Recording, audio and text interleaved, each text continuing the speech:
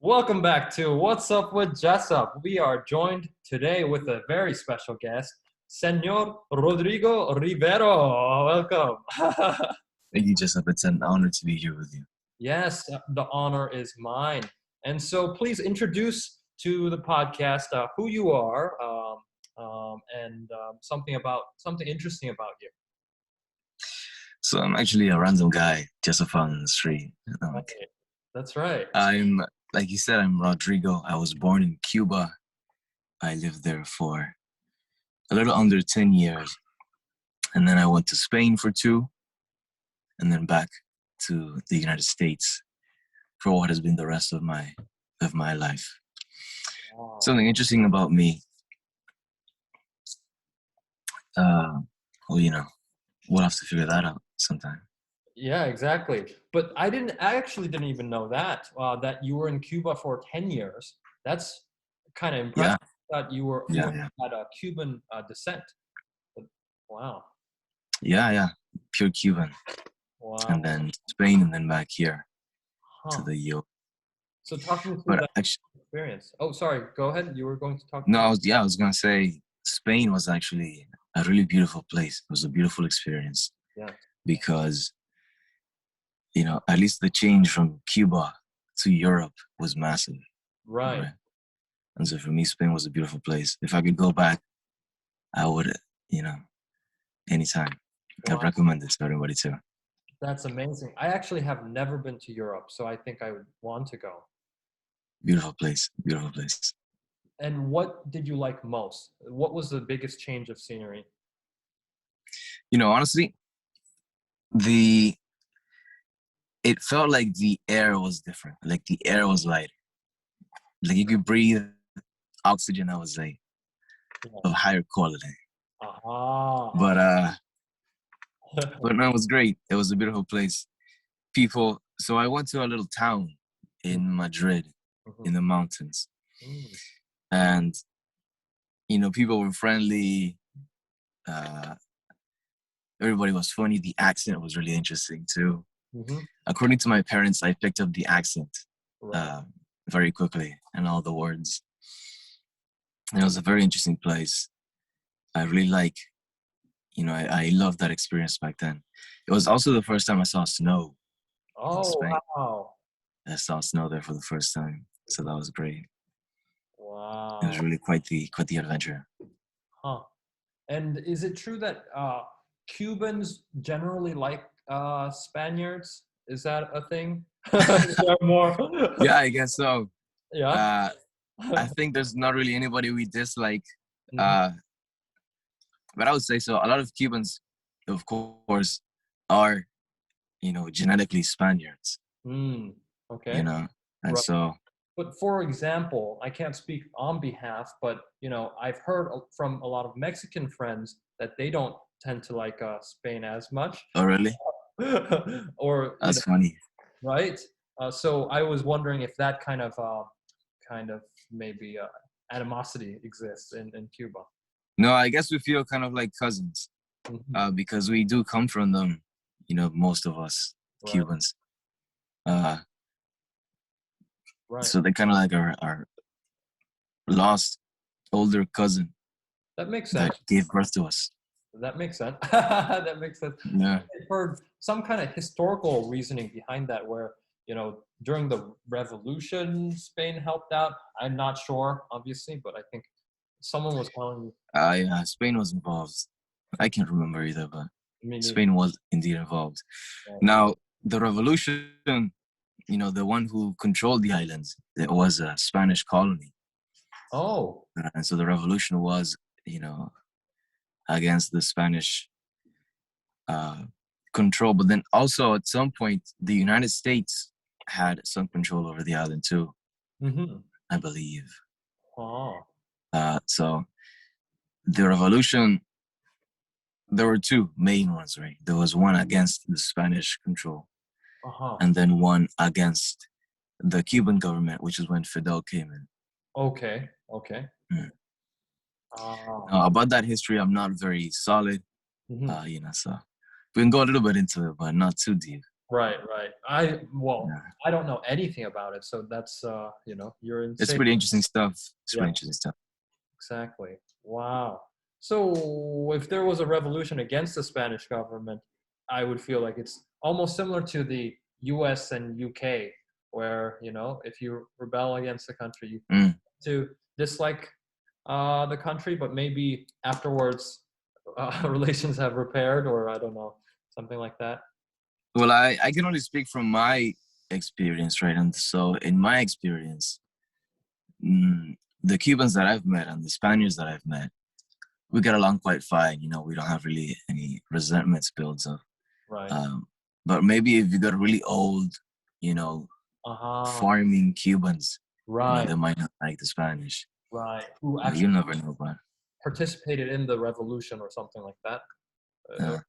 Okay. Wow, interesting. The more you know. I'm learning so much. The more you know. Yes. But actually, the revolution against Spain was in the 1800s. 1800s. So I think it was late 1800s. Right. So that's way too long ago for anyone surviving. Yeah, to be alive. But for, the family traits may be passed on. Right. Okay. That makes sense. Mm. Very interesting. I mean, history is my weakest subject, but it's also one of the most fascinating. Yeah, it really is. It's one of the most interesting. I think it's because they teach it so dryly, like this happened and this happened, Exactly. Or at least in my experience, they never really go into the juice of it, I would say. Right. Yeah. Whereas this is practical. Like, I'm just asking about your life and like how you see the world. And I think that's really interesting. Right. Thanks. Yeah. Thank you, Jessup. So very good. You were born in Cuba for 10 years, went to Spain. And then what did you study at Johns Hopkins University? Oh, I came in studying molecular and cellular biology, which is the most unwieldy title of all the majors, I would venture to say. But then very rigorous scientifically, right? It's really a beautiful, interesting subject. My whole life I've been into that. But once I came here into the university, I was here for the semester and then a little bit of the second before the coronavirus. And at that point, I was realizing that the direction of molecular and cellular biology wasn't actually what I was shooting for. Right. And so I changed from that into psychology. Yeah. Because, in my own free time, I'm studying psychology and I'm reading psychology books, watching psychology videos, etc. And so now I switched into psychology. And suddenly school is 10 times easier, because now that you have because for the biology part of it, there was a bit of an effort sometimes to study, Right. But now we changed it and there we are. Right. Now it's natural because that's what you do in your free time. Yeah, exactly. It's fascinating. I was there when you were making that transition. It was fascinating to see. Yeah. And I do believe that you made the right decision. I mean, psychology is such a fascinating topic. Yeah, it really is. It really is. Very nice. But the thing is, I mean, the books we read, right, aren't they a little bit different from the actual literature that you have to read for homework? Isn't that much heavier? For sure. I mean, the literature they give out for homework is like, how would you call it? Sort of like history. Like the homework they give out, the readings they give out for homework is like the history that is taught, in the school. Yeah. But then the books and things that we read outside of school, out of our own interest, is more like, us talking about history. So where you get the context of the details better. Right. And then some of the details also overlap. Right. For example, last semester I had 4 psychology classes. Wow. And then every so often I wouldn't know what class I was in because the things we were talking about were all sort of the same. You know, so it was hard to differentiate sometimes, which is good. It's a plus. Right. It's easier to get better grades and do well on those. Right. Huh. That's fascinating. Yeah. I mean, I guess that's the case in political science as well. There's really no boundaries. You can use anything anywhere. Yeah. Wow. And it's crazy too because you see the psychology, and the more you learn, the more you recognize it in the world. You know, the more you see it outside of the class. Right. And it's super interesting. Yeah. Do you have a favorite author or psychologist? It's a good question. Up until a few weeks ago, it might have been Jung. Oh, Carl Jung. But I read a book recently, just those few weeks ago, about Adler. Right. Adler. Right. And I think he might be my new favorite author. And what about Adler did you find interesting? Adler was very interesting because his main point, as far as I was able to recognize, is that the past. So, for example, Nietzsche, not Nietzsche. Carl Jung, or no, this guy Freud. Freud was really heavy into the past, right? Like everything that happens to you in the present is influenced by what happened to you in the past, right? And so, I mean, he's right, to the point that there's causes and effects. But then Adler says that there's no reason for that to be the case. You know, that does not need to be the case. You can have your past, but let it go, you know, and then act in the present out of your own best idea, you know, out of your own best efforts.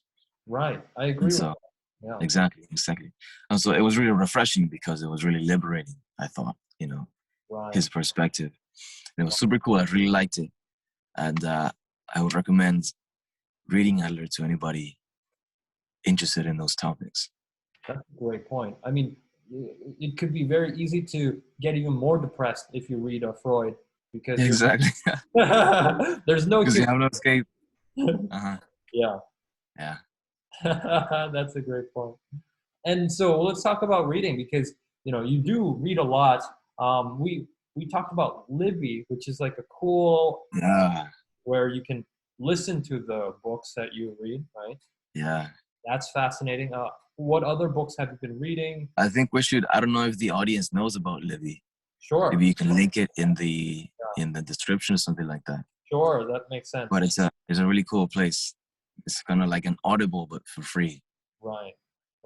We should be sponsored at this point, but yeah, I think so. No, yeah. Exactly. And so I think you kind of I was getting a little bit like I wasn't reading as much in recent times, and then you kind of reminded me that the habit of reading should be important. And then I saw that other friends who are also, you know, motivated, they also tend to read in their free time. And so it's definitely a habit that successful people keep and maintain. Yeah, I mean, you get so much from reading, you know, and there's so much space so much time that you have that you use to things that don't really require that much attention. Right. And so you can just, you know, plop an audiobook in there and kill two birds with one stone. Exactly. And so have you been mostly reading psychology books, or what other books have you been reading? Yeah, I've been focusing on psychology books, but the thing with psychology books is that they're so dense. They are. They are. And so I probably read one or two psychology books, and then I read something else that I like more, that is easier to read. Right. So for example, if anybody likes the fantasy genre, right, the magic and dragons genre, there's a really good series called, what's it called? Game of Thrones? I forgot the name of it. Game of Thrones. I haven't read that yet. I haven't seen that either. But anyways, there's a really good book. I can't remember the name of it, so I just gave you that information. There's a really good one. It's up to you to find what it is. Yeah. There's Lord of the Rings as well. Yeah. A lot of. Oh yeah, that's good too. Yeah, magical books. I'll see if later on it comes back to me. I'll give the name of it, but I can't remember right now. Exactly. I mean, whatever it is. I used to think that. I still kind of think so, but I used to think that novels were useless in the sense that I mostly read self-improvement, Right. nonfiction books. But then nowadays, I'm kind of looking at it as this is a consumption good in the sense that you get to enjoy it. You get lessons out of it. It's almost like a movie where you can enjoy.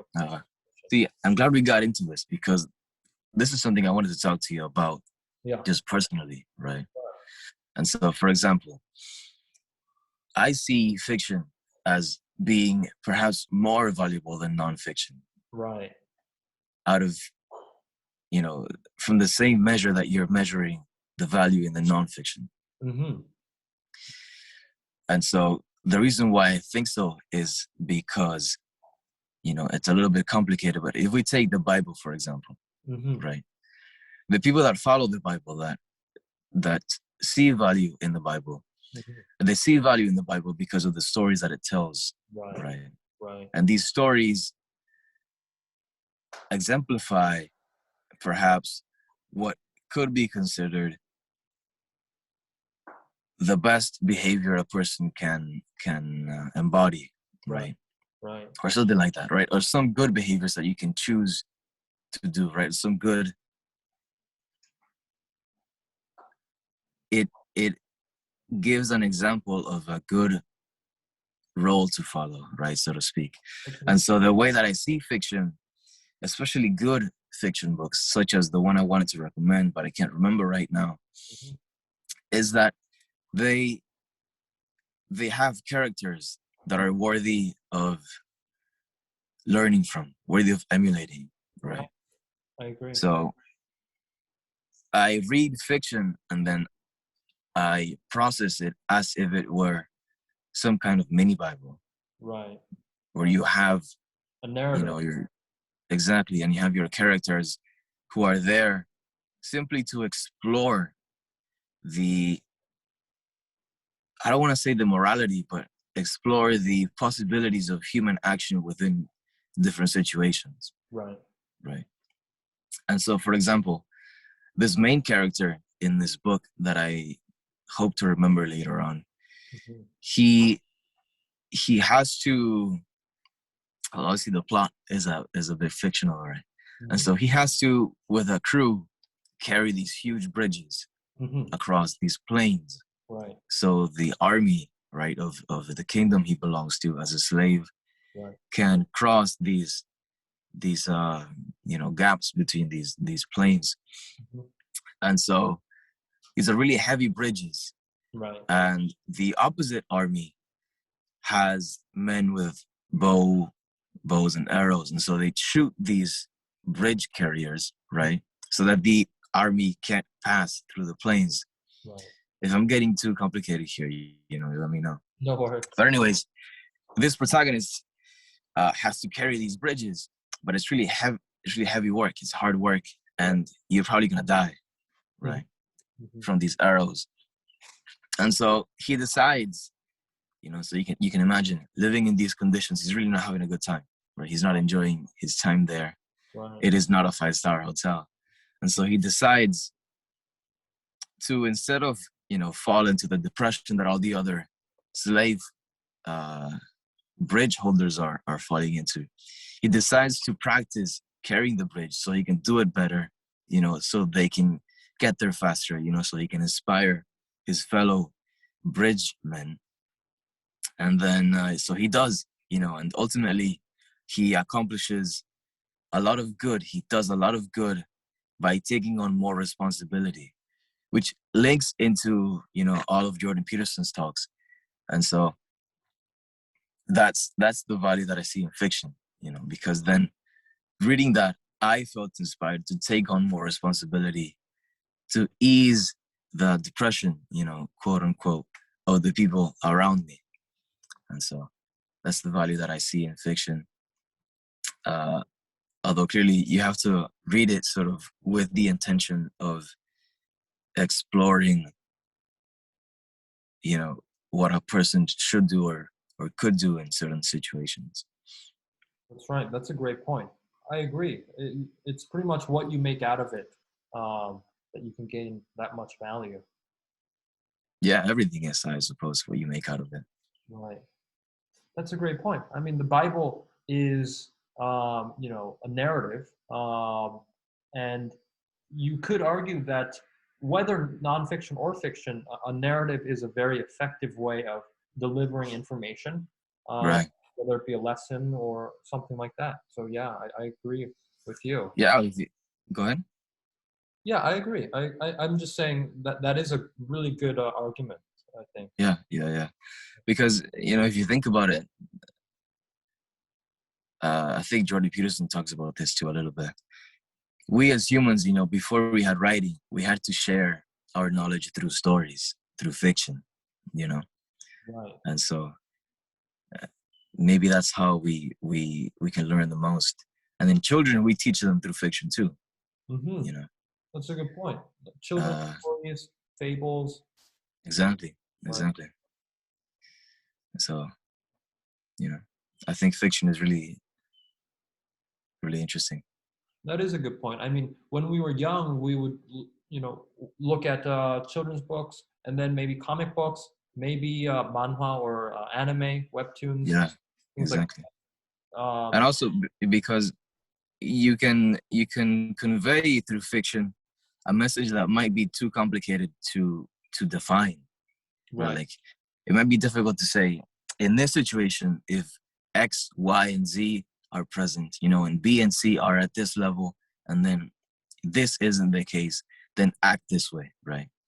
That's a little complicated. So then you can just, through fiction, you can establish that situation, you know, and then have the main character do as perhaps you think should be done.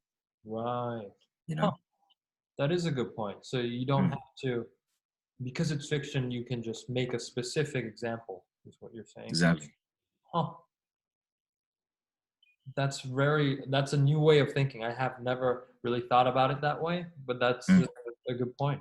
I'm glad to be able to help. Yeah. Huh. So what narrative or what kind of fiction book would you recommend? Or what was your favorite that you've read recently? So the first one that I read, I don't know if it's good or not. It's just the first one. It was called The Ranger's Apprentice. It was really interesting. Back when I was in middle school, you know, so I don't know how much it'll hold up now. But it was really cool. It was really good. Right. I think good fiction, I think what makes fiction good is the quality we've been talking about of exploration of human action, you know, of human choices. And so there's The Ranger's Apprentice, which is a 12-book series. I can see that. It looks fun. Yeah. Then there is this next one that I really like is by the author Brandon Sanderson. Okay. And so if you look him up, you'll find the book I'm talking about. Something About King. Brandon Sanderson. Something About Kings. Storm. But anyways. Brandon Sanderson book. The Way of the Kings. The Way of Kings. Yes, The Way of Kings. That's it. The Way of Kings. Right. They're really thick books. Big, heavy, right, intimidating books, but it's a super good story. Right. It's one of the few times that I've actually put down a book and then wanted to keep reading. Wow. You know, right. So it's really, I would really recommend that book. It's really good. Very good. I'm trying to think of other fiction books that I would recommend, but right now I'm a little dry. No worries. On the substance. I'll share as well. It could be for sure. Sure. Yeah, tell me about books you like, Jessup. I've been talking about me a lot. No. I mean, that's pretty much the focus. I want to be clear. You are the focus of the podcast. I'm just my heart, more fuzzies. Yes, you are interesting. I mean, people can hear about me all day, but you are very special. We don't get to hear from you often. But while you're thinking, I'm just going to, kind of put out some titles so that it, is good, some feedback loop. Of course. And so I was reading Viktor Frankl's Man's Search for Meaning. Oh, yes. That's good book. Well known in the psychology sphere. Probably like one of the most, well-known books. I'm not that far into it. It's very bleak. It's about people starving. Just a little bit, huh? Yeah, it's pretty dark. People starving, and like pretty much just dying from malnutrition. What it's all about. A Jewish psychologist in a concentration camp during the Holocaust, trying to survive, and pretty much going through his mind of ways that he survived. And part of it was what you kind of talked about, in the sense that he would imagine narratives in his head or rerun through stories and experiences he's had, and that gave him the strength to power on. Is pretty much what I've been reading so far. Yeah, I was going to mention that too, that he sort of followed a similar path of seeing reality as a learning opportunity, more or less. Right. So that's a great book. I mean, it's kind of similar in the sense that a book that I've been reading more is JFK's autobiography. So I'm like, interesting. Yeah, 300 pages, maybe 400. And he definitely gives me a sense of it's an autobiography. Actually, no. It's not an autobiography. It's a biography. Okay. You're right. Okay. Apologies. Would have been really interesting. Exactly. He died way too early to write himself. But I am reading Obama's autobiography. There are, I think, 3, but The Promised Land, which is the newest one. And so for me, President Obama and Kennedy, they provide some kind of role model of, these are things you can do to become the person who is respectable, because it's for me something similar to the Bible, in the sense that, the Bible provides a model of a respectable human being, how to become the best person you can be. And in the modern application, this seems like, Bible seems like pure mathematics. This seems like more of applied mathematics in the modern times. I like that analogy. Thank you. So that's what I've been reading. But your books tend to focus on the Middle Ages and kings and knights and things like that, which is fun as well. A little bit. The books I just talked about too. Ranger's Apprentice also happens to be old, but I don't really have any special liking for knights or anything like that. Yeah, I don't know. I think I guess they do. Archetypes. Yeah. Archetypes. Right. Archetypes. Magicians. You talked about the archetypes of being a magician, knight, things like that. It's definitely a recurring theme, I think.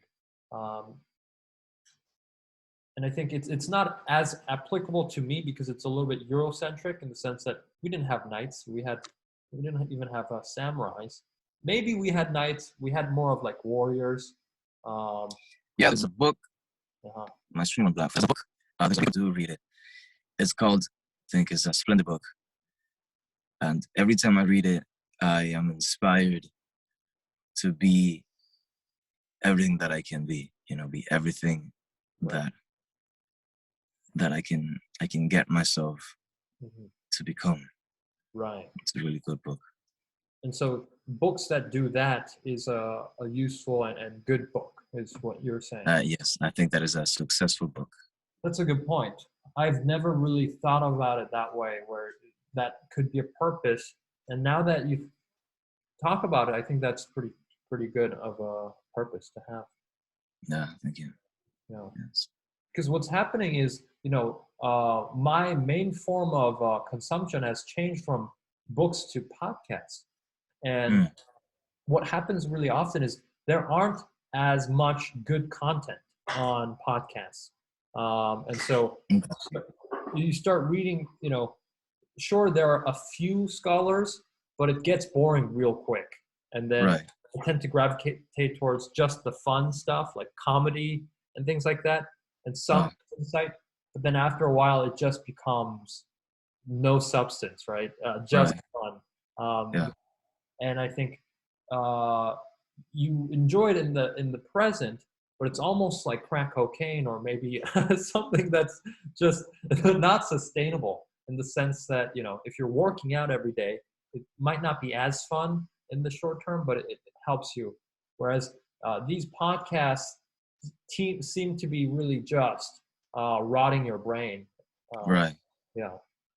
And books that you've recommended and books, reading that in general might be a better antidote against that. Could be. I guess that at least from a book, you'll get the advantage of having to create the movie yourself, or something like that. Right. From the words. And I think you do tend to become more selective about which book you read, whereas you tend to be a little bit more passive about what you listen to or watch. If you watch the television, you just watch what's on the channel. You don't get to on demand. And even for YouTube, you start with something on demand for maybe 10 minutes, 20 minutes. Start keyword. Exactly. And so because of that, you start to watch a lot of things, and you pretty much embed that mindset of whoever the creator is, whether that person's depressed, right? Whether that person has issues, traumas, all of that gets transferred onto you. That's what I have been experiencing as so far. Yeah, for sure. Yeah. Yeah, so definitely. It really helps to get actively selective with the things you listen to, I agree. And one of the things, I think we talked about this before, like for me with YouTube, it used to be a big thing in my life, getting home from school and then YouTubing my way to sleep. Right. But now I sort of just, because I know that YouTube, has the magical power to keep you watching it. Yeah. I've learned, maybe just done, completely unsubscribed, from the things that I do not want to watch. You know what I mean? So that's how it is. Sometimes I'll start reading a book too, and it'll be just not what I'm looking for, and I'll just drop it. Right. You know what I mean? Right. And I think there shouldn't be any shame for that, because you're just looking for your purpose rather than you bought it or you got it, therefore you have to read it. I tend to have that kind of mindset as well. Yeah, for sure. Yeah. For sure. I think that's really good. I mean, it's pretty incredible that you are not addicted to watching YouTube and Instagram and all of that, because I tend to think that I probably am. Like, you start with the channels that you just want to watch, but after a while you're like, oh, you just go down that rabbit hole and you're like, oh, you know what? Maybe I do want to watch some of this because it's fun. You subscribe and then it just goes down. For sure. Yeah. I mean, Jessup, if you compare me to one of our old cousins, the cavemen. Right. I would say I am addicted. Right. In comparison. That's it. Yeah. But for me, I mean, they still exist in my life. YouTube and Instagram. It's hard to take them out unless you just take them out completely. Right. Right. But I do my best to not stay in them for too long. Even though sometimes you're looking at puppies, and time kind of flies by. Right. I would be okay if I spent time watching puppies. Looking at puppies. Because that's a loophole.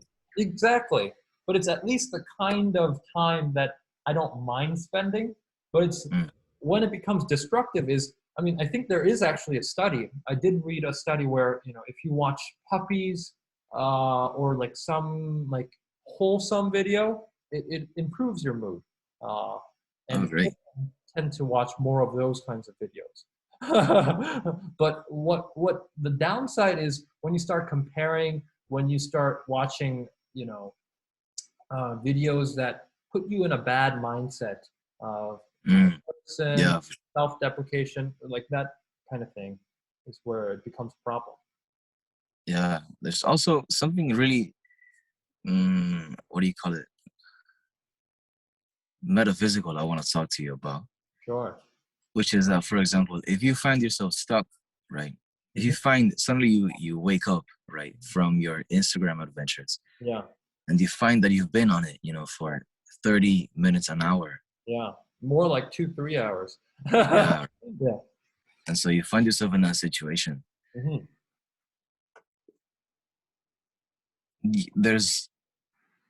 I guess there are 3 ways to see it, right? One way is you just wasted 2 or 3 hours. Uh-huh. You could have been doing something else. Right.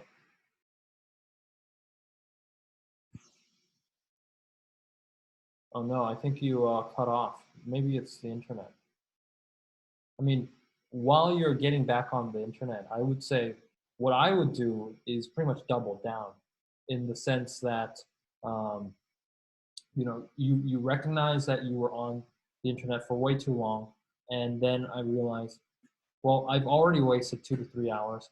I might as well double down and just finish it off.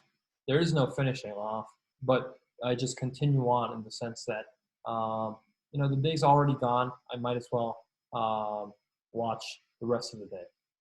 So I don't know if that's the right thing. Oops. We'll be back, but yeah, that's kind of what I do. And we'll be hearing from Rodrigo what he does. Now we're back with Rodrigo. Your phone had There we are. It's so hot in Florida. Yes, an interesting experience. Yeah. Hopefully you don't get a heat stroke. So if you have you'll be okay, right? Okay, very nice. Do you need time to move into a shady area? Would that be better for you? No. We're good. Okay, very nice. So yeah, I was sharing that you kind of provided 3 kind of options. What I do is I double down and say, I waited 2 hours. I'm going to waste the rest of the day because I've already wasted my time. And so I see. Yeah, you double down. You commit to the choice. Exactly. It's a bad thing, but that's what I do. But you were in a way I can respect it, full commitment. Right. So no hesitation. Exactly. What other 2 options were you talking about? Yeah, so I was saying the first one was, that you just wasted, however much time you spent on it. Yeah. The second one is the more metaphysical one that I was talking about. And it's that you just did what you wanted to, for 2 or 3 hours. So you've enjoyed your life for the last 2 or 3 hours. Yeah. You know what I mean? And then what else are you trying to accomplish with the way you live other than enjoy the moments you spent alive? Right? And so that's another way to see it. Wow. And then the third way, I actually don't have any. I just said 3, because 3 is a magic number. Right, exactly. But I only have 2, not 3. No worries. Mine can be the third. Yeah. The go crazy mode. What's that? My third. I mean, the third way you can see it is that you just compiled information about who you are through your watching habits. Right. And I'm sure if you ask Freud, he might tell you what you need to do based on what you just spend time watching. You know what I mean? He might tell you, those videos mean you need more of X or Y, or something like that. Okay. Yeah, I mean, psychoanalyze yourself with what you've been watching. That's interesting. That's fascinating. So it's like, I've watched, a show called Friends or something like that. That means I need more friends. Interesting. Yeah, that's a good prescription. I would say, fitting for the pandemic. We definitely need more friends for sure. Yeah, friends are awesome. You know, friends is really cool to have, especially good friends that you like, that you respect. You know, that are good people like you. Just I'm describing you right now. Yeah, you too. It's really an honor. It's a privilege, bro, to have you in my life. Yes, I'm glad. I feel lucky to have met you, bro. me as well. It's always a mutual thing, and I think that's kind of why friendships work. It's like almost on the same playing field that it is. Yeah. So it's like it's never like a teacher and student relationship is more like, you know, you always give, the teacher gives, and then, you know, there's like an imbalance. But yeah, as a friend, like, you know, I also learn from you as well, and so I think it's always a very beneficial relationship to each of us. Good. So I think your second approach is very, very good. And I think that's kind of the approach I've been trying to take as well, where, you know, you watch TV for 2 hours and then you say, oh, wow, you haven't wasted your time. You've just enjoyed your life for 2 hours. And then you say, that's already done. You can't do anything about it. So you might as well feel good about it and then just move on. Yeah, and then you go even deeper, because if the goal of life is to spend every moment doing something that makes you enjoy your moment, then what has passed already, then clearly you've done it because you thought it was the best thing you could do. But now that you're awake again, now you're conscious again, you think, okay, what is it I want to do most, right? Because if every moment you get to do whatever you want to do most, then you might as well figure out what you want to do most, right? And then I believe if you're completely honest with yourself, you'll find that what you want to do most is the thing that will give you the most benefit in the future. Right? So if you follow that second choice all the way through, you end up doing what you need to do. Right, that's a good point. You know what I mean? Unless what you need to do isn't actually that fulfilling to you, which might be an indication that you might need to change, you know, into something else. Yeah, that's a great point. That's such a good point. Because when you lose that sense of purpose, you don't really want to do anything. So like sometimes for my research job at the med school, sometimes it does feel like, you know, it's not as fulfilling. It's not in person, you know, you don't feel as supported. And so sometimes I'm like, you know, I don't really want to do this work. Yeah. So sometimes actually the thing that I want to do is actually doing nothing. Right. Yeah, sometimes. Yeah. But then what's wrong with that sometimes, you know? Yeah. What's wrong with doing nothing? I mean, I guess if you look at it, you know, from a pragmatic perspective, you're losing time. But if you look at it through a life perspective, you know, you're just doing what you want to do, having a good time. That's a good point. It's a great time for introspection. I've been doing a lot. Of course. Yeah, it's really hard because it's like we've kind of talked about this, but I went through a phase of almost semi-retirement before even I began my career. I believe it's a fourth of not as much. And then you go through that existential crisis. It's probably similar to what people do in retirement, because it's like after, you know, you do things that keep the lights on, right? And you're not compelled to do anything to survive. You are compelled to really look into yourself and say, what truly makes you. Yeah, for sure.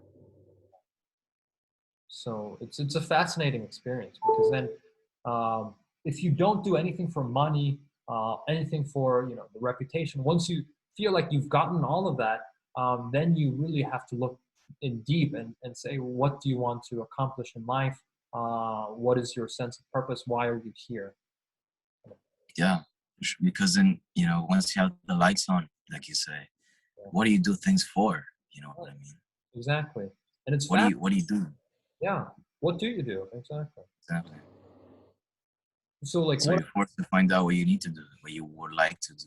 You know? Exactly. What I've heard from like other people who retire, they actually go back to work that's considered, menial in the old days. So, for example, a financial advisor I would meet is super, wealthy, retires at about 40, 45, just a dream. Right. Right? But then what they do is go back to and buy a ranch and then start raising pigs, cattle, and starts actually farming with your own hands. And it's like civilization, we've tried to get away from that through technology. And then after you've achieved your pinnacle, you go back to doing that. I mean, just look at President Bush. He lives on a ranch. I'm not sure if he actually does farming, but he lives something of that kind of. Yeah, I'm also noticing that to be a trend to people that retire. Once they're done doing what they, getting all their money, doing all their things, a lot of people end up in a ranch, which is kind of funny. I mean, it makes sense because now your day-to-day is full of activities required. You have to be responsible for everything that happens every day, so you can stay alive. Right. But yeah, I mean, it's either that, because I think you have two choices at that point.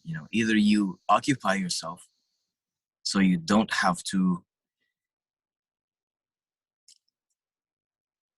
keep thinking about what it is. You know what I mean? Either you occupy yourself again, or you push through that, I guess, and find out what it is you would like to do, or maybe you just want to live in a ranch. You know what I mean? Exactly. I don't have any information. Exactly. That's fascinating. I mean, Nietzsche killed himself, right? He was like just thinking. Oh, I'm not sure. I don't know. Did he not kill himself? I mean, I wouldn't. If it was true, I wouldn't not believe it. But I don't think he did. Oh, okay. I don't think he did. Yeah, maybe I'm wrong. Maybe he. I have no idea, to be honest. Frederick died after a mental breakdown, 1901. Okay, yeah, so he might have. Yeah, and that happens a lot. People tend to kill themselves, and so it's like, you can either. I mean, there's definitely a statistic where if you retire early, you're more likely to die. Oh, really interesting. Yeah. So it's almost a cure to death is when you retire, you have to be doing something. Yeah, get back to work. Yeah, exactly. So you have to get back to work. So it's like, if you ever become an employer, Jessup, ever become a boss and you have employees and you give them overtime when they complain, just tell them that you're saving their lives. Yeah, exactly. I'm just worried about your well-being, man. Yeah, that's right. I don't want you to die. I don't want you to die. Exactly. Yeah. So it's fascinating. I mean, it's almost like civilization. It's like you work so hard not to work after retirement. And then once you retire, you work so hard to work because you have nothing to do.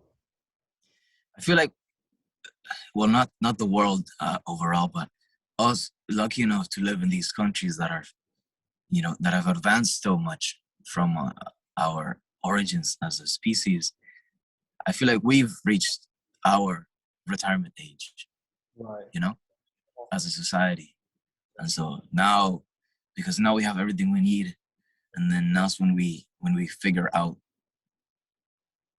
what it is we want. Right. So I don't know where I was going with that precisely, but very poetic.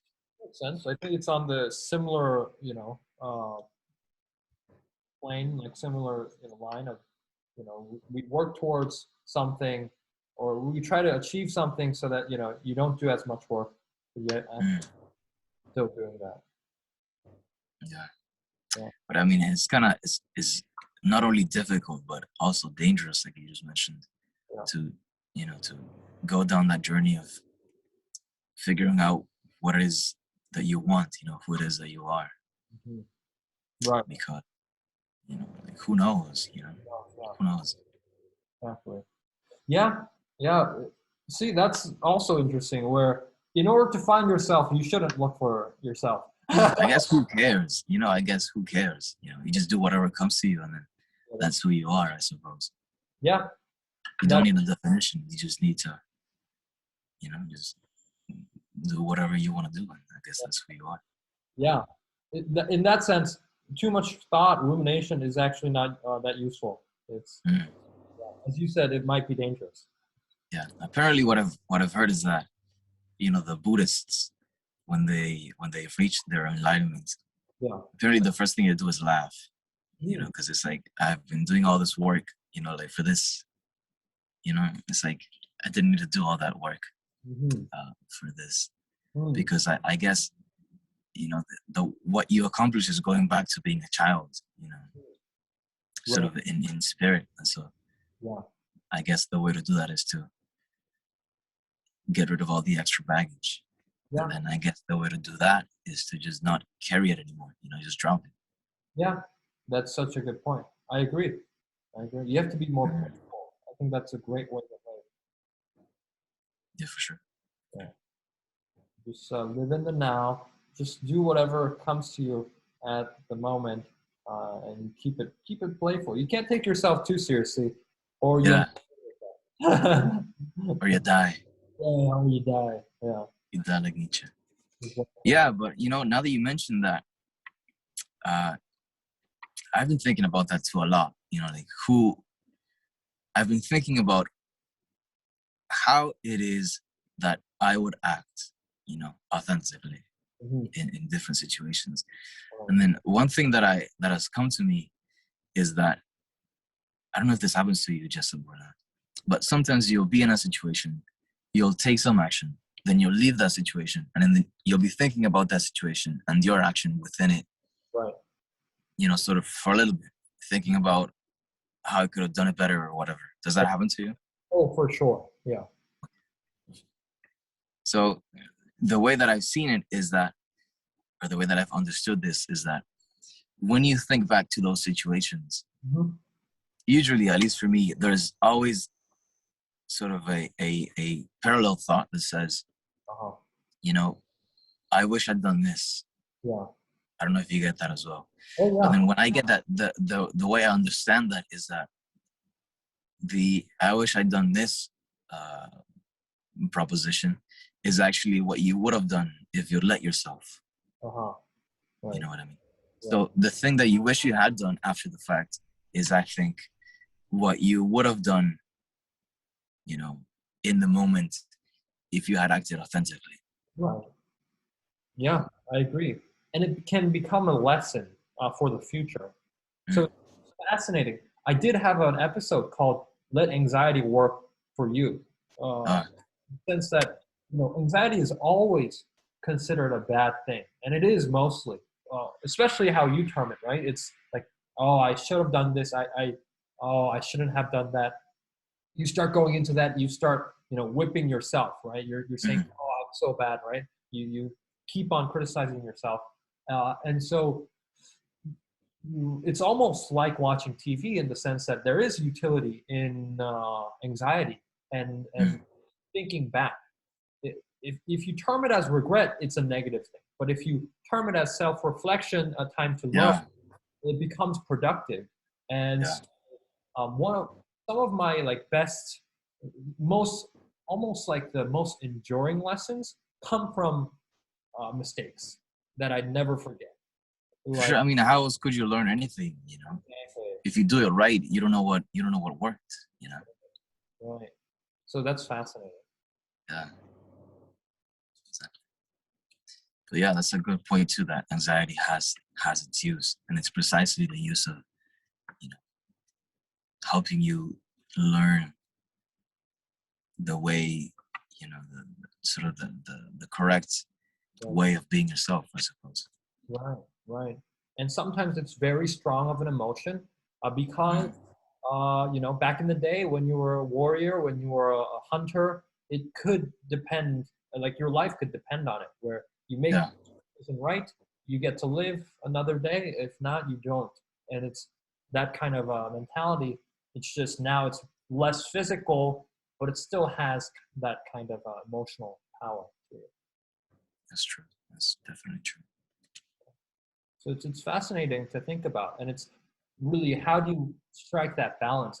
How do you strike the right balance of enough anxiety that's useful to you, but doesn't cripple you? Yeah, but just I think ultimately you don't really need anxiety. I agree. The less, really. Yeah, I mean, I think if you have anxiety, like maybe I guess all of us do. Somebody tells you they don't. I mean, I don't know about that. But I guess ultimately, the purpose of anxiety is to remove itself, right? Because the anxiety is trying to teach you something, such that anxiety won't have it again. Right. So ultimately, the purpose is to get rid of it. And that reminds me of. So, for example, in psychology, there's a thing called multiple personality disorder, right? Where people they have as if it was different people living within them.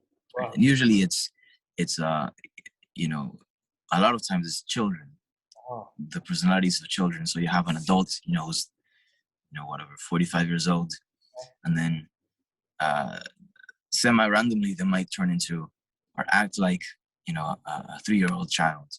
Wow. And so one of the things that these psychologists have slowly been finding out, and that seems to be helping out the patients, is that these extra personalities form usually through trauma. So when the person experiences trauma as a child, frequent trauma as a child at 3 years old, for example, let's say, their personality splits in two, so that one child receives the trauma, right? One child takes over the body, so to speak, when the trauma is occurring, and then the original, although you never really know who the original is, personality, gets to sort of sidestep that trauma and then come back once it's over, so that their psychology is messed up, right? So these extra personalities that would seem to be sort of a curse, right? They actually develop as a protective mechanism to the original person, so to say. And so once you get to see it as what it is, right? This little 3-year-old kid is trying to save, this 47-year-old person from whatever it is that's happening to them. Then you learn to appreciate what might seem to be like a fault within you, but it's actually an effect of something that is, that had good intentions. And so I think the same might apply to anxiety. It's like a little 3-year-old trying to save you from repeating the same mistakes over and over, right? Yeah. And so when you take that into account, I think it helps me see it as something that I don't need to resent, but I can just be grateful for and appreciate it for being there. And if needs be, I can ignore it easier. You know what I mean? Yeah. Because I know that it has good intentions, and it's like, thanks for the help, but right now it isn't needed. And then you can sidestep that and go forward. That's a great point. Isn't that called disassociation?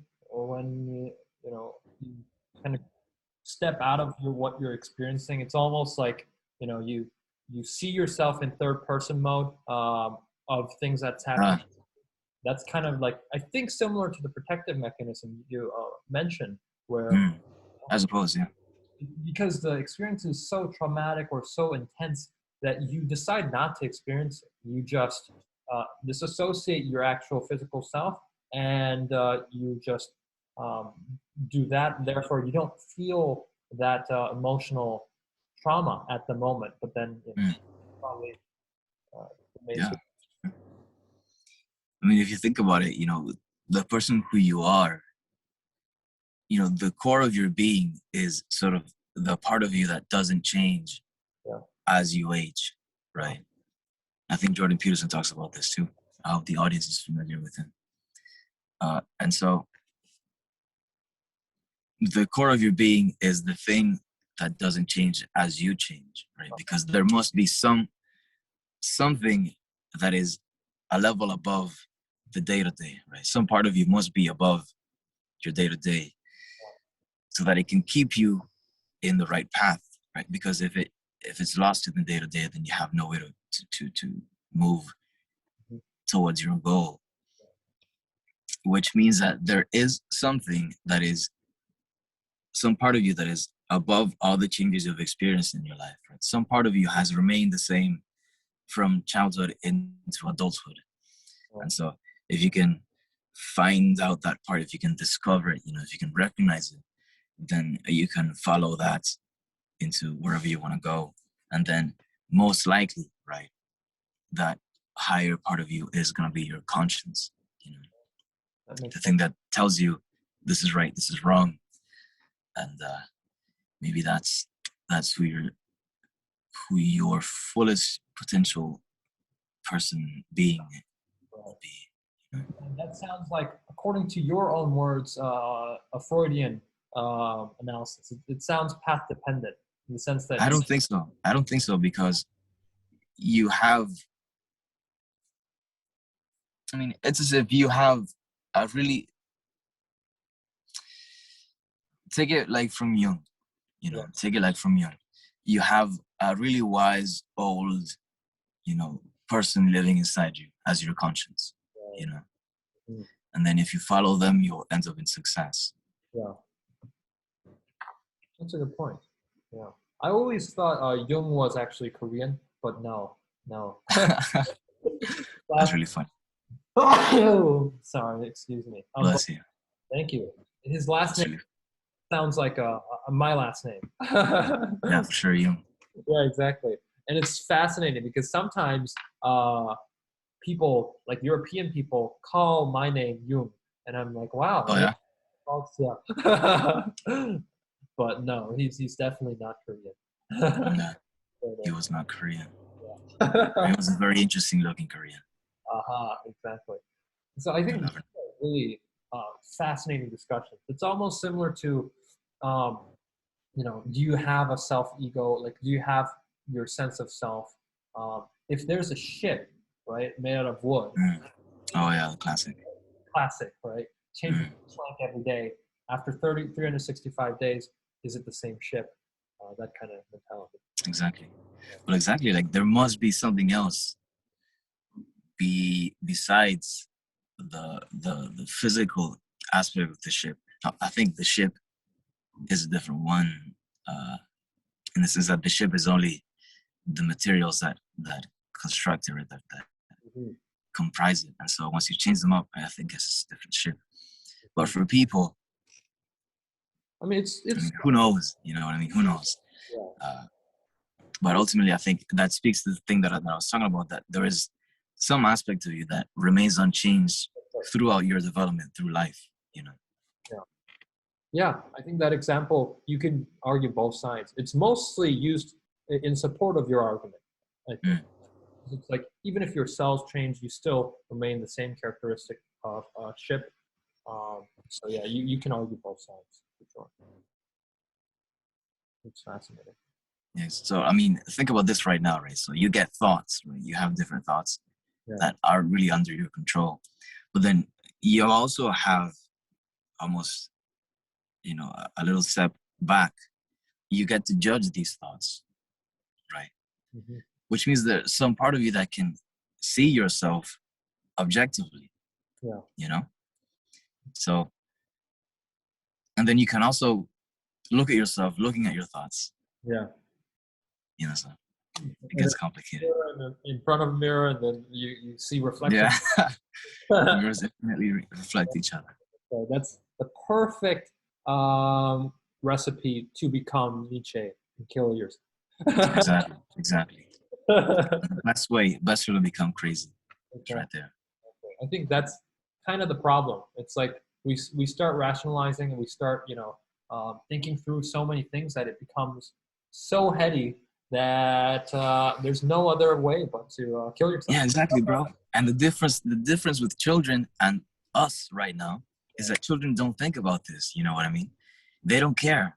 They just do whatever they want to do. Yeah, exactly. And that's how they succeed, because they just follow their desires and their instincts. And then if you're a good person, these will be good desires and good instincts. Yeah, some deep thoughts. Because one of the criticisms to saying something like, follow what you want to do is that what if you want to do bad things, right? Right. That's right. And so, but then the answer is that you won't, because you're a good person. Right. Exactly. People are usually good people. Yeah, that makes sense. And it's always a balance. It's always a balance. Because, yeah, as you said, there are counter arguments to any kind of argument.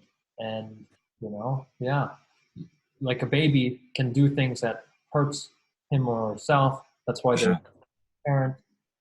So, and that's probably why you keep friends around, family around, to keep you from going into too deep.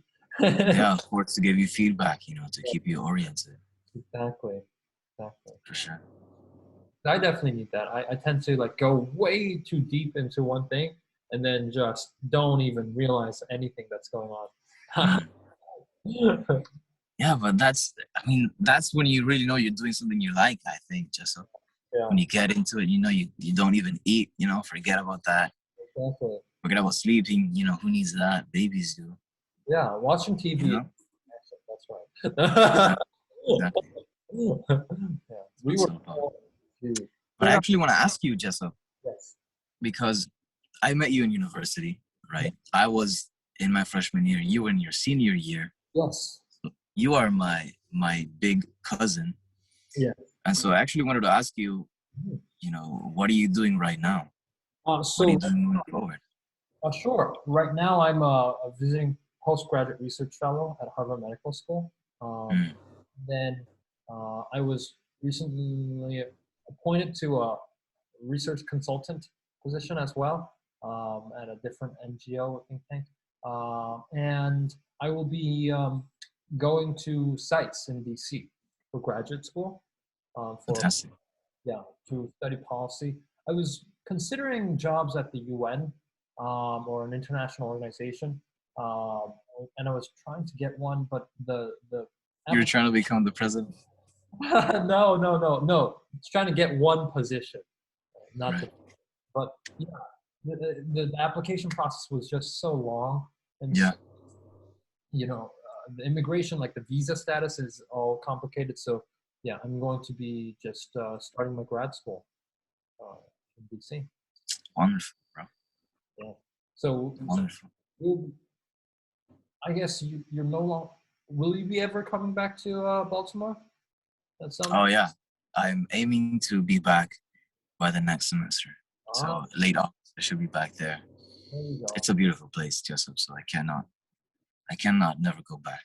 Yeah. So we'll just be 45 minutes away. Exactly. So we'll FaceTime call through, a little bit less of a distance. That's right. And during interest, right? Have nothing to do. I might as well come down to Baltimore. So. Sure, we'll do a jog around the block. Oh, I love that. I really do miss running around with friends. Jessup, that time we went running for the first time. We did 4 miles or something like that, 4 kilometers, and I did it without stopping. Right. I thought we'd done like half a mile from my perspective. So I'm getting tired. I'm getting tired about now, And it was like 2 miles in, and then I've never been able to replicate that again in my life. Oh, really? Yeah. I mean, that's how I feel. Bit of a placebo effect there. Yeah. Oh, for sure. Really, if you have friends running with you, you run the distance. Yeah.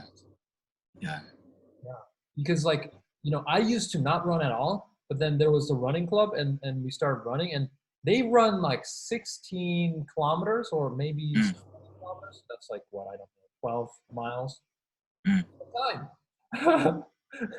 And I've only run 3, right? Or kilometers at a time. So this is just insane over a weekend, and you just do it with your friends, and it just happens.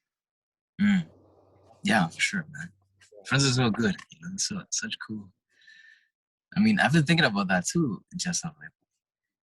Ultimately, what matters the most? What are you doing life for? And then I guess, what else could it be other than to share it with people? Yeah, I agree. What else? and all the elderly people seem to think that too, that the most important thing is the relationships. Yeah.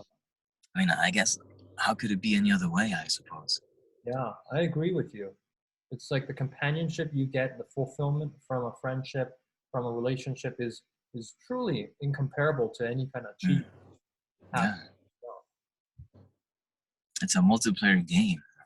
Yeah, exactly. And friendships and relationships, they can propel you to achieve more too, which is that as well. Yeah, definitely. Imagine having a child, what it'll do for your drive, to get things done. Yeah, that's right. Because you have to protect another living being. You have to feed for it. You have to do that. It pretty much taps into your biological needs. Yeah, for sure. Yeah, but it's a great time. Exactly, good times. I appreciate you coming on the podcast. We've talked about so many different things. Definitely not what I imagined going in, but I didn't even imagine anything. So maybe that's a good thing. Yeah, maybe, huh? Yeah, thank you for having me on it, bro. It's always for me, it is an enlightening experience every time I interact with you, Jessup. Thank you. Because I see you as an example of the way I should be on the path to my success. And so every time I talk to you, I come face to face with what I believe I could be. For me, it is a great experience. I appreciate it. And same goes, right? Because it's almost like Buddha. If you, it's like a fool sees a fool, but a true genius. Hey, I see you too. A true genius spots a genius. It's really in the eyes of the beholder, and it really depends on the values that you think are important. And if you find someone who has similar values, you definitely appreciate that other person. Exactly. And so I think we can remind each other of those good values, because I forget all the time. So it's like good to be reminded of what we're trying to achieve. Definitely. All right. So, if you have other issues or other topics that you want to talk about, you're welcome to come back on the podcast and talk about it. Sure. But I appreciate you coming on the podcast. Thank you, Jessup. Yeah, have a fantastic day, bro. Thank you. I mean, before you leave, though, where can we find you? Are you on the interwebs? Are you on Instagram? The interwebs. I have an Instagrams, and I have also my own podcasts. Oh, very good. And it is called? Yeah, so my Instagram is called, my name is called Rodrigo Rivero T. I guess it might be better putting it in the description. But then my podcast, it's called The One and Only Podcast, consistently featuring Rodrigo. Ah, I remember this. Yeah. So that's my podcast. Yeah. I haven't been extremely active on it recently, but I intend to get back into it coming these next few days. I mean, if you think about it, you could upload this to your podcast, or I can always come back on your show. For sure. I'd also have you on my podcast, Jessup. Exactly, that's right. I would be happy to anytime. So if you want me to talk on your show, I can. I can also send you a clip. This would be very meta, where we plan for our podcast, but you can upload this. I'll give you all rights of distribution on your podcast as well. Or we can, record a separate podcast episode as well. Sure. Okay. Please check out Rodrigo on Instagram and on his podcast. Thank you, Jessup. Have a great day, bro. Thank you. Bye-bye. Big love for you. Bye-bye.